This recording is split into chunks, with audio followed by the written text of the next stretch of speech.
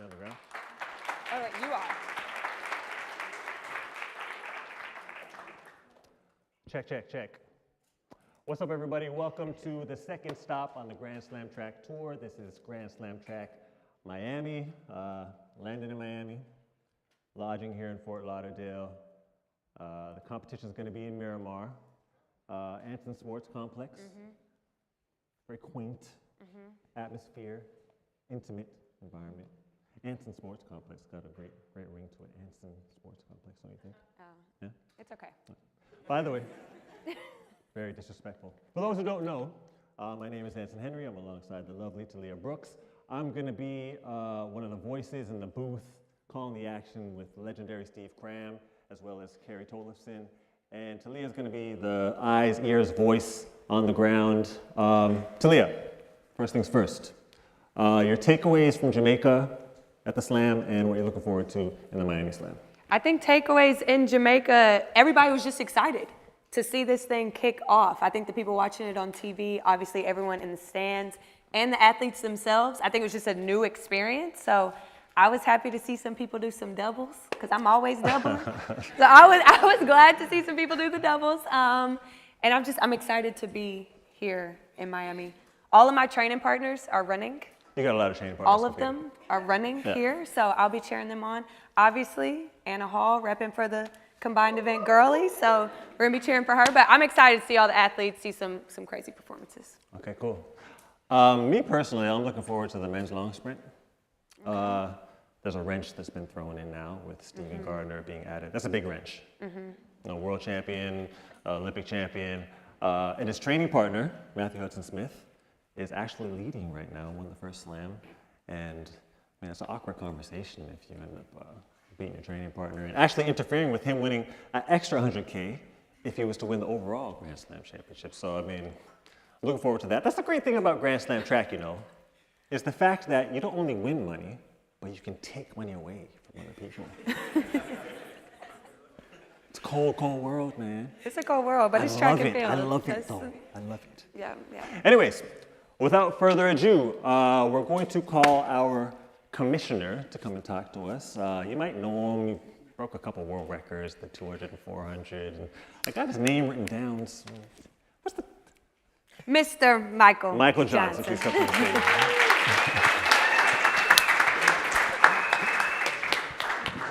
Thank you all. Welcome to Grand Slam Track, stop number 2. Right, so we are excited, as you can tell. So this was just an idea before Kingston. Now it's a thing because everybody came out in Kingston. All the athletes came out, did exactly what we thought they would do when you put the best against the best. It was electric. Now you got people with a target on their back. You got people coming in, challenges going. I can get some of that money too, right? So this is exactly what this is exactly what we wanted. This was the vision. So we got some great races coming up this weekend. We've got challengers coming in. Our racers are ready. We got fastest people in the world, which is exactly what we wanted. So compelling competition, great stories.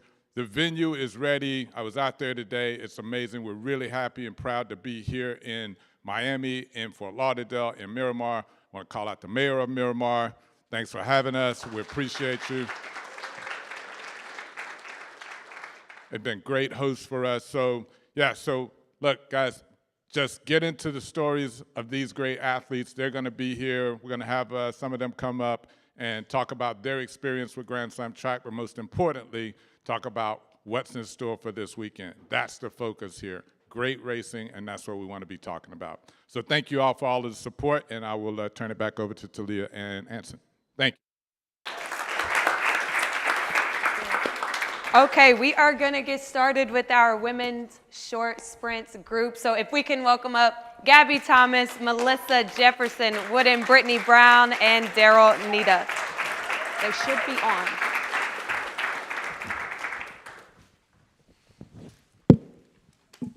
Okay, we're gonna kick it off, obviously, with our reigning Olympic 200-meter champion. Gabby, you are the reigning slam champion of the long sprints. How did that prepare you for coming down to the short sprints? And do you think you're stronger in this category?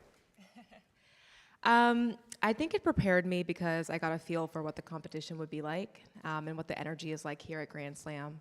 It is definitely a new and innovative type of competition style. So understanding what it's like to go out and have one pretty high stakes race and then come again the next day and do it all over again, and just feeling what that kind of pressure is like, I think it definitely prepared me well for this Grand Slam.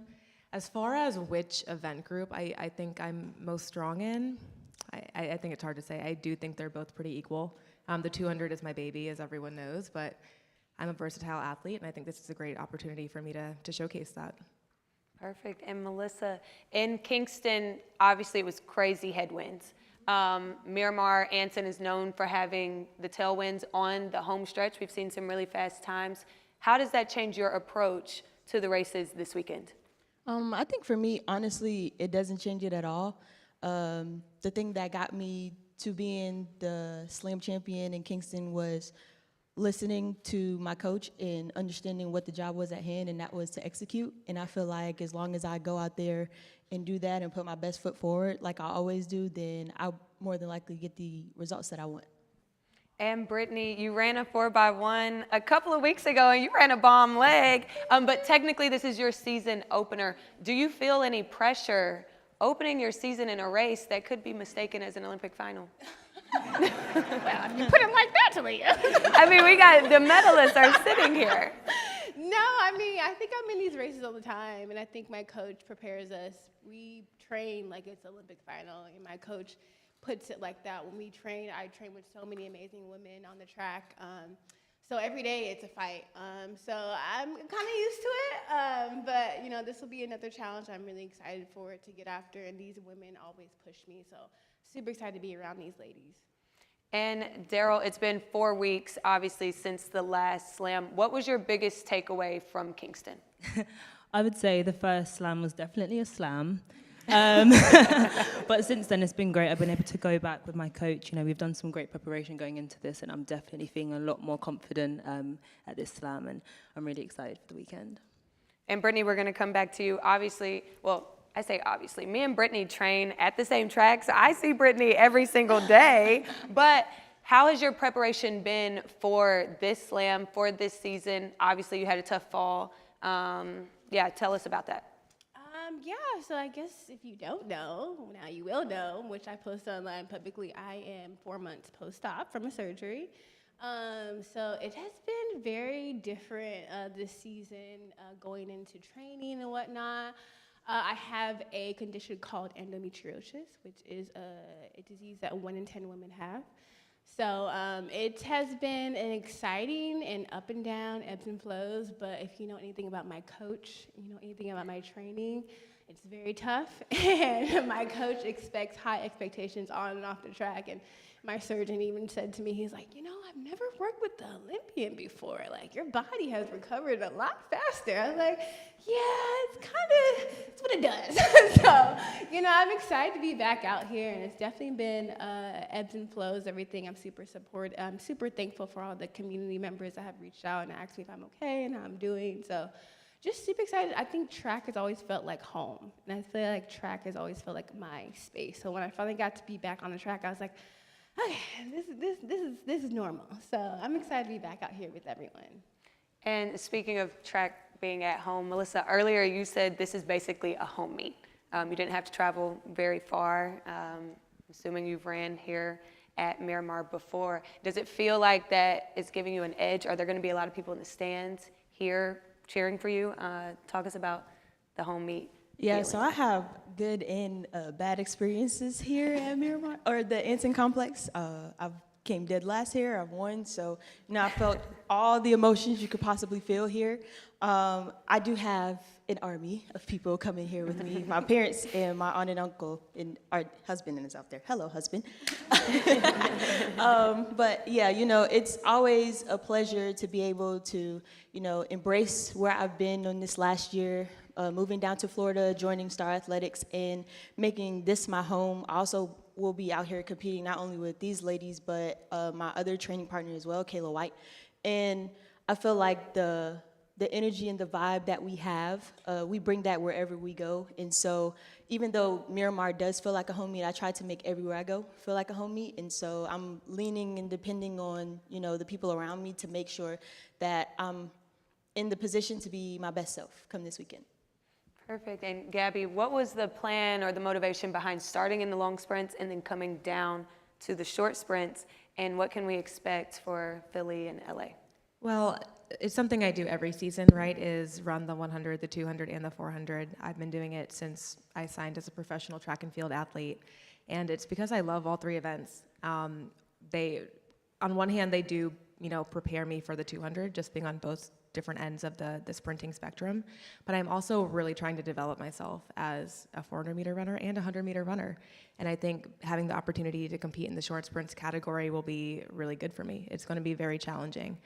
When I did the long sprints category last slam, I was a little nervous because I knew I was challenging myself and I was going to be, racing against the best of the best in the quarter. And I'm really happy with what happened with that. I think I didn't surprise myself, but I definitely proved to myself and the world that I was capable of being in that category. And I intend to do the same thing in the short sprint category. Okay, period. Melissa, there are obviously medalists sitting on both sides of you. Daryl was fourth in Paris. Does that change your expectations? And walk the audience through what it's like to line up next to medalists in, I'm going to say, an everyday track meet. Like, this is a race that we would see in the postseason. We would see this at Worlds. We would see this at the Olympics. We would not see this in whatever today's. Rent was due yesterday, so May. This is May. Yeah, so I feel like for me, with the women, and especially being a short sprinter, there's a lot of times, we have a lot of opportunities throughout the year to line up with each other and it feel like we're at a championship. And I think the beauty in my situation is that I'm in that atmosphere every single day at practice. I train with some of the best women in the world, and it gives me a marker to see where I actually am in knowing what I can go out there and do. And so I feel like us being able to have the opportunity to not only line up against each other like it is a championship final, but do it twice, and then also do it twice in one weekend and then 4 times a year without it actually being a world championship. I feel like that gives all of us such an edge, because then by the time it comes to make a US team or get to a world championships, we've already been feeling the pressure. Like, even though Grand Slam track was created for us to, be in a space to where we can only worry about, being fairly compensated for all the hard work that we put in. But now it's also giving us that championship and competitive edge that we all need, and not just building towards it when it's time to go. And I feel like having that right now is gonna better set me up for later. Okay. And Brittany, you've been kind of labeled, I'm gonna do this, as like an underdog all the time. And I don't even know why. Obviously you have the medal from Worlds a few years ago, but you're sitting here as an Olympic bronze medalist. I think that underdog tag is long gone, and you have a target on your back for some people. Are you welcoming of those expectations that are now coming with all of your accomplishments? Yeah, I think every year, people put titles on you and whatnot, but it's really more about the titles that you put on yourself and how you perceive yourself and how you see yourself in the world. And yes, I've had that quote unquote, underdog. I think that's how my career started off. I didn't start off with the shoe company, but now I'm here. I'm 2 medals in. I made 2 teams in the 200, 1 team in the 100. So I think that title's off now. And I think it's more so just really just proving to myself the versatility of what I can do, and proving to my team and me and what it looks like and feel like to be this new person on the track. So yeah, I think the titles come and go, but always just really relying on what I know, what is true of myself, how I can show up as an athlete on this stage. So yeah. Okay, and lastly, Daryl, you've made the switch from Italy, now being in the US, training under Lance Brahman. What has that switch been like, and how has your preparation changed this season? It's been amazing, honestly. It's been a change, and it's been an adjustment, and I was already accepted in the Grand Slam before I made that change, so it was definitely an adjustment that I've had to make, and it's been really good. I think I've seen a lot in Jamaica, And I think in that moment, I was like, okay, I just need to stay patient and I just need to really trust this process that I'm on, which I do because I'm really enjoying my new change. But I think sometimes you even need those moments in those live races to be like, okay, I just need to really get locked in and get refocused. And that's exactly what I've did. But I'm really loving the environment. I'm really loving my new setup. I think, you know, coming 4th and 5th at the Olympic Games, I was so close to that podium, and I really believe in knowing what I can achieve in this sport, and I think I'm really close, but sometimes you just have to make these adjustments to better yourself, further yourself, put yourself in the best environment that you can, and I've done that. And every day I'm learning so much. There's a lot to learn because I'm very close, but I've still got a way to go. And it's just being patient and really enjoying that and training with some really amazing athletes, you know, seeing Noah every single day. He's always got a word of advice or a bit of encouragement. So it's been amazing just putting myself in a place where I really believe I can achieve what I want to in this sport. And it's been amazing doing that live at the Grand Slam as well, because Jamaica was a great place to open up, but a very vulnerable place to open up with the change that I've made. But I'm really excited about this next one. I've had 4 weeks preparation and I'm feeling really good. Me and coach have worked on a lot of things, and it's just staying patient and enjoying it, but also being out here to race and compete well, and that's what I'm going to do this weekend. Perfect. Well, thank you. Our ladies sound excited. They sound locked in. We'll be excited to see you on the track. Let's give it up for our women's short sprints category.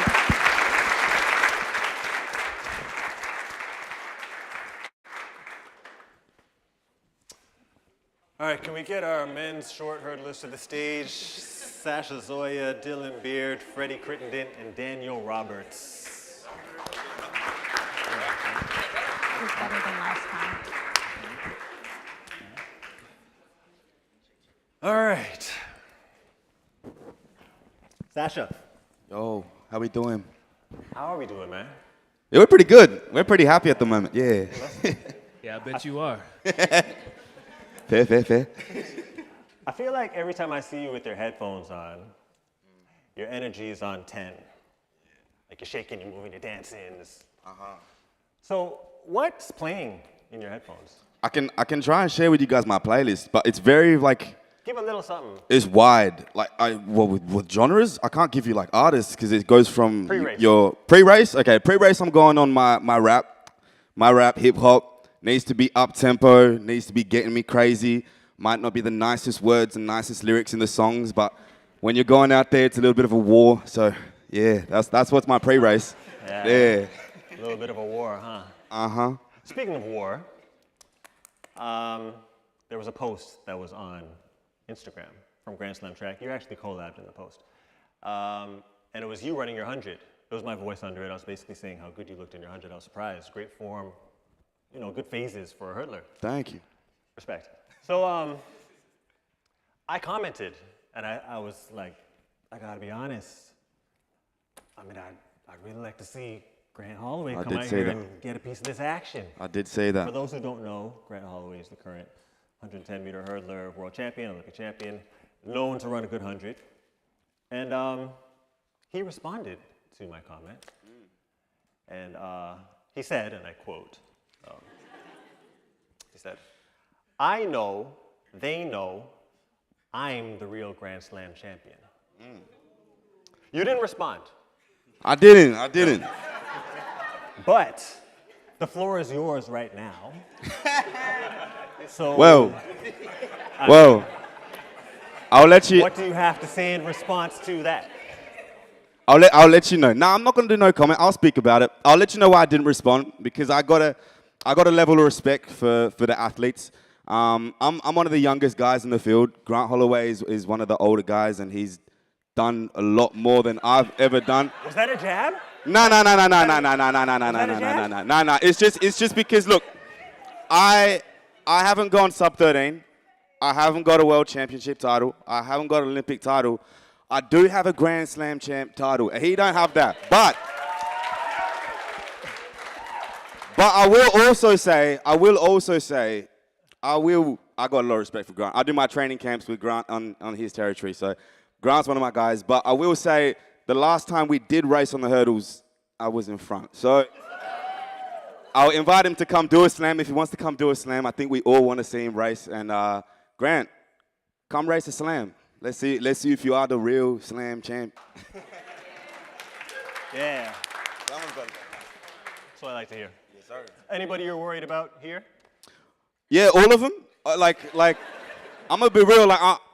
It's the 110-meter hurdles, and I think these guys all agree. We all know that we can all go sub 13, and we all have that race in the legs. But there's conditions when you're head ahead, you can hit a hurdle, then you're straight away out of the race. Like, I wish I could say that I will beat all of these guys, but I can't. It's all gonna happen on D-Day.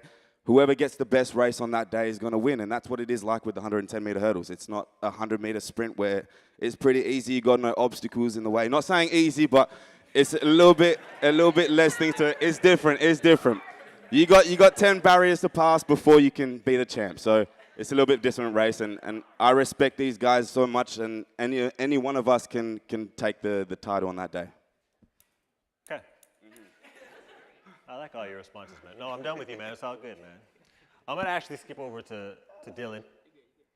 Dylan, you won the 110s in Kingston. You went into Kingston relatively unknown. Actually, if you came second in the 100, you would have been in the tie break with Sasha for the overall win. Cordell leaned you out just at the line. I saw him say something to you after when you realized that he leaned you out. What did you guys say to each other when you realized that he took the money from you? For lack of better words. For lack of better words. For lack of better words. So crossing the line, I did think I had second place. And then looking at the scoreboard, I'm just like, what's going on? I'm like, well, I'm not second. I don't know what's going on. And Cordell's like,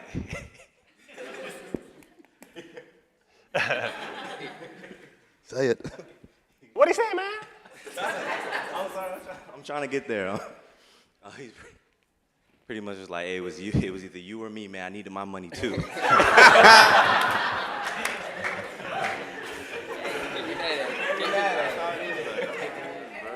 Well, if it did come down to a tiebreak, do you want to know what would have happened if it was down to the tiebreak? Yeah, let me know. Nah, you don't want to know, right? Yeah.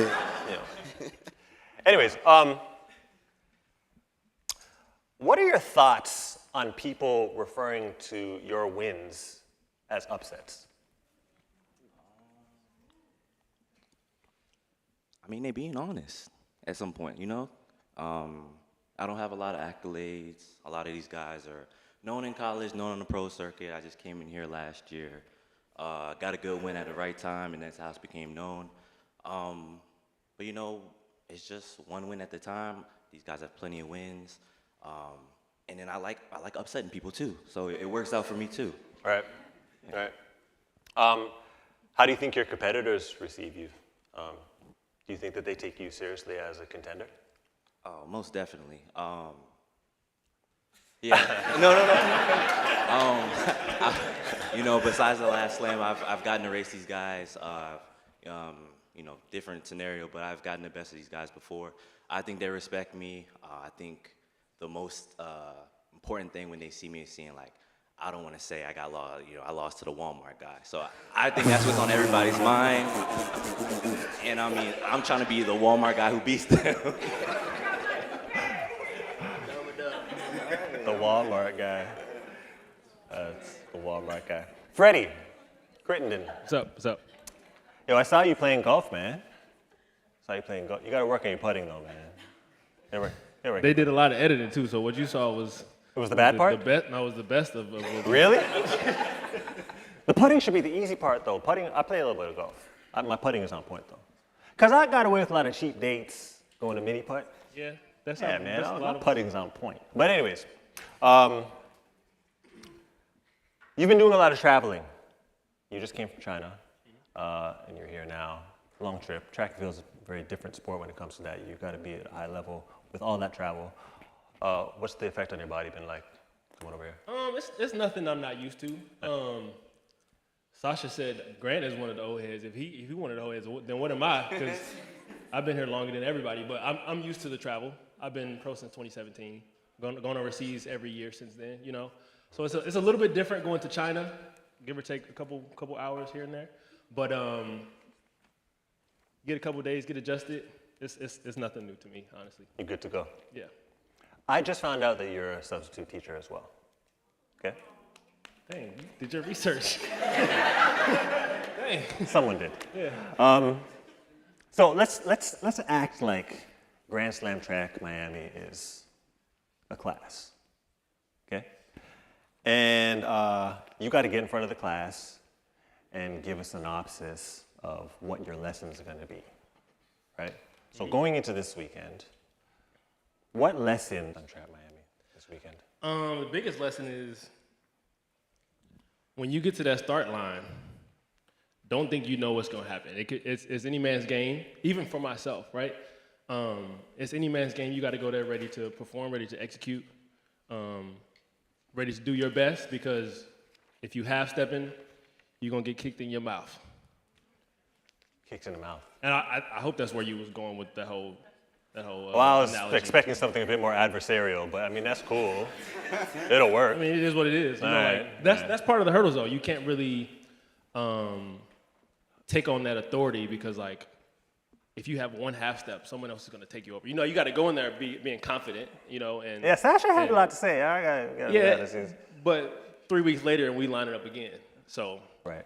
You can take your win and celebrate it, but just know you finna see us again. You know, so like, yeah, there's a little bit of adversarial energy, right? Yeah. But the beauty of the slam is we race 4 times, 8 times, you know. Right. And you're gonna see us. You're gonna see us again. Okay. You got a few lessons in there, man. Okay, all right. I'm sure you're a good teacher, man. Yeah. Okay, the man with all the hardware. Last, Daniel Roberts. Well, for those who don't know, bronze medalist in Budapest, silver medalist coming off this last Olympics in the hurdles. What's it like competing with the target on your back? Honestly, I think it's the same as competing without one. Really? To me personally, only because like, as much as you want to beat everyone else, to me, it's not about them. Like if I have my best day, I'm gonna win. Like I know that. That's how it's been for my career since college. So like, if I'm running my best, if I'm clean and aggressive and do what I have to do, I'm good. Like for me, my battle is those 10 hurdles. It's never about like, oh, I got a medal now, I gotta do this, I gotta do that. The same thing that got me to get that medal is gonna be the same thing to get the gold, to get the world record, to get the next thing. So cool. You were in China with Freddie. He beat you by 1 spot. Kingston Slam, he beat you by 1 spot. Is he in your head? And if so, why? Is he? I didn't say why is he in your head. I didn't say why is he in your head. Is he in your head? And if so, why? no, not me. Okay. I mean, it's yeah, no, I don't. No? You want me to go into detail or something? Or... I mean, wait, you want to go in detail? You mean as far as the results throughout you guys' careers? No, I mean, I'm just at the career. I'm talking about the basketball. Oh, I didn't know what you meant. I didn't know what he meant. I'll go into detail for you. I'm saying no just because like it's early in the season. If you guys don't know, the 110 hurdles, super technical. So like you do one thing wrong and you're running 13-3. You do one thing right, that same race is a 13-0, 13-1. So it's like, it's early in the season for me. We're working on a lot of things technically with me and Coach Alan Johnson. So I know early on it's gonna be a little bumpy, but I mean, at the end of the day, I'm coming out here to compete. Like that's what this is for. We just compete. I'm having a good time, having fun, but also trying to win. Legend, Alan Johnson. You and Dylan had a little back and forth on social media. You told him not to get too comfortable. So what made you say that? What was the motive behind it? Or what was behind you saying it? Or what are you seeing that made you say it?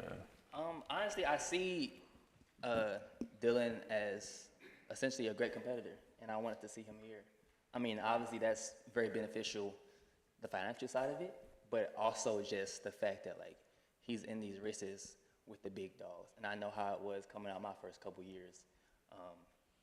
And that was the biggest shock. Like I'm racing against people I used to watch on TV. So it's like getting acclimated to that as soon as you can is gonna help in the long run. So I mean, I wasn't, if y'all know me, all the athletes know me, I don't think I've ever said anything like talking trash to anybody ever. That's just not me. But and I feel like people think for some reason that means like I don't have as much passion for it, but at the end of the day, to me, I love the track and field. I love the 110 hurdles. That's what this is about. It's not about, I'm not bringing no hate into this. Like, if I win, it's not because I wanted to beat you so bad. I want it to be my very best. And if it comes out with a dub, it comes out with a dub. If I'm second, I'm second. But that's it for me at the end of the day. Ladies and gentlemen, your men's short hurdlers.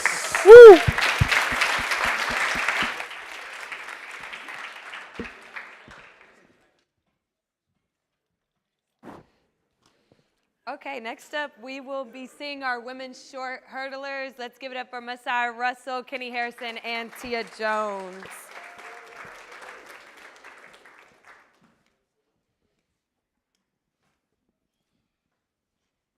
Kenny, we will get started with you. You opened up your season with a 100-meter personal best, and us track athletes know sometimes it can be years with lots of S's in between PBs. What does that do for your confidence, and what does that mean for you, just PBing at this point in the season? Well, I changed coaches, and so I had to go back to the basics. I had to learn how to sprint, and there was a lot of things that I was like, oh my gosh, I never knew I had to do this, you know? So I opened up, I ran 11:27. In the final, I ran 11:24, and I'm like, oh, like I do have speed, I am fast, and you know, I'm looking forward to the rest of the season. And speaking of the coaching change, you had to make a move similar to Daryl. You had to make a move to a new place. You're in a new system. What does that new preparation look like for you, and how different is it? I think whenever you have a goal in mind, you know, making that switch is really easy. So for me, I knew going to Andreas, I knew he's a hurdle technician. That's exactly how I am. So I trust him, and I'm just doing everything that I'm told, and I've just been putting 100% effort into what I do. Tia, in Kingston, you were a last-minute addition because you happened to be there training. Right place, right time addition, and you came out with the win in the hurdles. How much more dangerous are you now that you've had time to prepare mentally, physically, emotionally for this slam? I personally think that every single time I step on the track, I give it my all, I give it my best. I'm just that type of athlete. Whenever I step on the line, I'm pretty confident I'll always be in the mix. So as far as the preparation, dialing down, focusing on executing, cleaning up those things that I need to clean up on, and get ready for the next slam, which I'm excited for. Masai, you got the win at Drake into another headwind. You said that you're getting back into your groove. How much more fit do you feel now compared to the beginning of the outdoor season? Yeah, I feel like, you know, starting out, you just never know where you are in training. So for me, I am much more confident just because I have actually competed much more. Like after the first slam, I've been running the last 2 weeks, so I'm like, I know where I'm at. Like I said, I am getting to the groove of things. You know, hurdles is a rhythm event, so you want to get as many, I don't want to say as many races as possible, but as many good races put together as possible so that you can like just feel back into the spirit of that rhythm. So for me, I do feel much more confident. The track felt fast, the energy, I know it's going to be great. So yeah, I'm just excited. Okay, and Kenny, you've been around for a long time. Talk about what it means to be in this new league. I'm sorry, guys. I'm sorry. You've been around, girl. Talk about what it means to be in this new league. Like you've seen it all. So this league where you are matching up head to head. Obviously, it's always jokes on social media that the boys be running literally from each other. The women's short hurdles always line up. But now y'all are lining up in the hurdles. You're lining up in the short sprints. What does it mean for you? What does it mean for the sport, being that you're the only new face really sitting on the stage? I think it's an awesome opportunity. I think, like you said, the hurdlers, we never duck each other. And I think it does prepare us for the upcoming meets that are coming, world championships, that type of thing. You know, I feel like it can be anyone's day whenever you go out there. So, you know, I'm just looking forward to that. And Masai, you've been racing since January, and people on the outside critiques, they might say like, why is she racing so much? But for us, like athletes, coaches, we have a plan. So what has been your plan for the season? Why did you run the indoor season, skip out on China, and then now busting out for the outdoor? Yeah, I've always been an athlete that runs indoor, that runs a lot. I think the way that we train, it doesn't affect what we do. I mean, as you can see, my training partner, Devin Charlton, you know, she broke the world record last year. I ran indoor worlds. We both did worlds. We both ran a full indoor season, came out to Paris, both made the final. I won. So for us, like, we just like to run because we're strong, we're fit. We put the pieces together when they matter the most. And I mean, I personally didn't go to China, for the World Indoors this year, just because I wanted to focus on the Grand Slam. I didn't want to have to go to China, then come back home for a couple of days and then go compete at a very high level. And that was just for me personally. It wasn't about where I was at in training. I was really confident that I could have did really well. But it was just about the long-term goal, and the long-term goal is to make the team and just to continue to dominate, bring that same momentum that I had going to Paris, well, after USA's and Paris, to the World Championship outdoors this year. Perfect. And Tia, you left Kingston as the world leader. You're still the world leader. What made you want to come back, outside of obviously the prize money, but what made you want to come back, and why Grand Slam track? Personally, I feel like I have so much to show to myself, to the world. A lot of people may not know this, but I'm off of an ACL rupture. Last season, after I finished indoors, I fell on the bank and tore my ACL. So I think people forget that I'm still coming back. So getting as many races as I can, and the Grand Slam is a great event for me to show my talents. So I'm just capable, and I'm glad to be here. So I'm just excited for the next slam. So. Perfect. Let's give it up for our women's short sprinters. Thanks, y'all. Thank you. Nice. That's good. Okay, we got a bonus section. This one is gonna have Anna Hall, Timothy Chariot, Stephen Gardner, and Amber Anning. Oh, he's here. Good. Stop.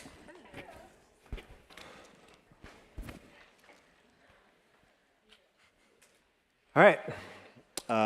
Anna Hall, bronze and silver medalist at the World Championships 2022, 2023, respectively. I heard you're getting ready to get an F1 car tomorrow. Yes, I am doing a hot lap tomorrow at F1, so we'll see how that goes. What's a hot lap? Basically, one of the F1 drivers is gonna, I guess, take me on a lap. I'm not sure exactly how fast we're going, but definitely close to 200. Yeah, I heard that's close to 200, So yeah. hopefully, I'm not gonna eat before, and it'll go well. Well, you're gonna feel the speed before you show the speed, right? Yeah, maybe it'll like stimulate the speed in my brain, and I'll go faster. I see what you're saying, yeah. As a multi-eventer, you're expected to do multiple events. The name kind of gives that away. So you get the call. We want you to do the 400, we want you to do the 400-meter hurdles for 100K. You haven't done the 4 hurdles in a couple of years. So what are your thoughts going in? Yeah, honestly, for me, competing really is never about like the money. I just want to run. And I guess I've been fortunate with like sponsors and things where that's not as stressful, and in the multi there's not that much prize money, and so for me I was just like, I want to be a part of this, like this is exciting and I want to race. I think I would be foolish as a multi to come in here and think I'm walking out with 100K, so it wasn't about that. It was that I want to come here, I want to push myself, I want to be able to say that I raced these people, I want to see what I can do, and honestly I love the 400 hurdles. Like, it is maybe my favorite individual event in track and field. So I'm always begging my coach to run it, and when I'm healthy enough, he says yes. So. Okay. What other classifications do you think you'd have fun with or be competitive in a Grand Slam? I would have fun in any of them. Be competitive is a different story. Okay, second question. Yeah, competitive. Yeah. I think I'm fighting really hard right now to get back to my absolute peak. Where I was before my knee injury, and it's definitely taken some time. It took me a long time to get healthy after Paris physically, and I'm there, and now we're like sharpening up, and it's going to take me a little bit to get back mentally too. But I think when I'm at my best, I could maybe not get last in a few categories, which I would be proud of. So, yeah. Nice. Okay, Timothy, Chariot. What's up, man? I'm learning a lot more about distance through Grand Slam track, so maybe you could teach me a little something here. So far this year, you've only done a 2K road race, right? So now you're going to get on the track. What are the main differences between running on a road, in a road race, and running on the track competitively? Like approach-wise, competitiveness-wise, what are some of the differences? Thank you very much. I run 2 kilometers cross country. Cross country. Not road race. Oh. That's give me to get endurance, so that you can run well and in 1500 meters. So you see a person like Wanyonyi, he was doing 2 kilometers also, so he can gain endurance. And that helped a lot because Wanyonyi, when he came to 1500, he can run well, and also he can gain speed endurance in 800 meters. Yeah. Well, you run, more 1500s than 800s, but you run a lot of 800s. So, you're got a broad skill set. So you're coming in, a lot of people when they come to Grand Slam track, they don't know what they're going to do in the other event. You know that you can run well in the 800. So what kind of advantages does that give you, if any, as far as competing here? This running 800 meters and 1500 meters has helped me a lot because I will gain speed in 800 meters. At last 2023 and national championship in Kenya, I was doing 800 and 1500, and sometimes I was doing 5,000 to gain endurance also. So it gave me confidence to run 800 and 1500 meters. That's a lot of running, man. Yeah. What are you expecting here? I'm expecting to run well because now I'm trained well and started my build-up on December. So I'm feeling confident and excited to race. Yeah. Cool, man. Thank you. Stephen Gardner. I mentioned earlier that this is the part of the slam that I'm looking forward to the most. So you're a world champion, you're an Olympic champion,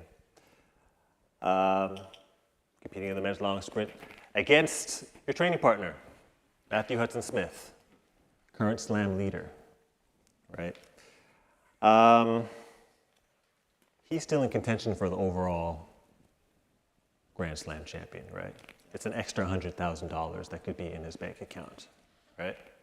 Your training partner. Correct. Right? What was the tension like between you two in practice leading into this week?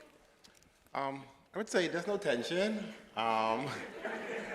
We are all good at different meters in our race. So he's much better in the longer stuff, like for example 500s, and I'm much better in the sprints and 300 meters and stuff. So sometimes he would lead, and sometimes I would lead, and that's just about it. So tomorrow, this weekend, we're going to find out who's going to lead. Yeah, it'll be a good day if we both lead. All depends on the event, but 400, I would say it would be a good day for me, and if it's him, then it's a great day for him also. But I'm just going out there to have fun, have a pleasure to be here at the Grand Slam, and just do my best out here tomorrow. 2023 World Championship semifinal, you were clearly in front. Yeah. So were you on your way to another World Championship gold if you didn't pull up with an injury at that championships? Yeah, I feel so. I was in the shape of my life right then, and at the 300 meters, last 100 meters to go, I had a small tear in my right tendon and just threw the whole race away, But I put it behind me now, and I move forward, and I just let it be now. Right. So obviously you're on your way back from that. You yeah. You competed last year, but you didn't end up running at the Olympics. Why didn't you compete? Due to when I got to the Olympics, I was just in so much pain. My tendon area and my Achilles. Didn't even know that I had 2 stress fractures in my foot. So maybe I had it from 2023 and didn't even know until I did a MRI and everything showed up on there. So I was just in so much pain and couldn't get rid of the pain and didn't feel comfortable in time for the Olympic Games. Okay. Yeah. So, true or false? Okay. I'm going to be you, okay? I'm speaking as you. Okay. I've let these guys hold on to the 400-meter crown while I was gone. I'm here to take it back. True.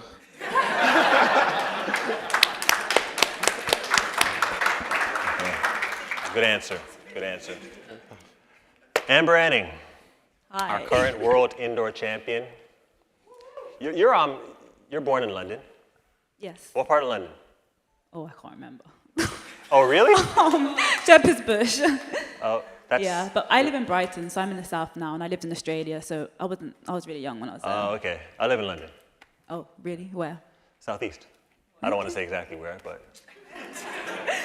Come on, in it.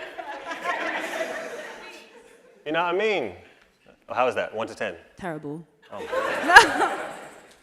The disrespect. How much weight do you put on the World Indoor Championships as far as yourself being a contender outside? A lot of weight. I think for me, like that was the main goal for this season, just coming out of college and after the Olympics. Indoors was a blessing. It wasn't something that was on my list originally, but coaches always said, like, you know, 2025 Tokyo, we're trying to be on the podium. So honestly, that's what we've been working towards. That's how I train, and that's what I'm kind of looking forward to contending for. Yeah. We have an interesting scenario here. There's 5 athletes that actually train in Arkansas. Well, picture this. 2 coaches, brothers, half train with Boogie, half train with Chris Johnson. And for you, I mean, one of your main competitors, silver medalist at the World Indoor Championships, Alexis Holmes, she trains with, not with your coach. And you guys had a little accidental tussle coming into the second lap. And obviously, the rivalry means something as far as the group is concerned. Or maybe you can share with me as far as that's concerned, if it matters with the 2 training groups being in one place, how important it is for you, when you compete, to show that you guys are the dominant training group at that venue. Or if you're good with being looked at as the inferior training group I mean, we're competitive. It's 2 brothers, a lot of elite 400 runners in Arkansas. I see them every day. They see us. I see what they're doing. So obviously when we line it up, we want to win. We want to come out at the top.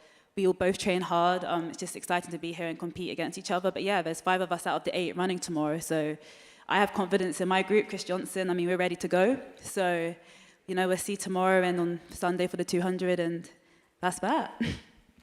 She's ready to go. Ladies and gentlemen, have some fun tomorrow. You guys are done. Give it up for everybody.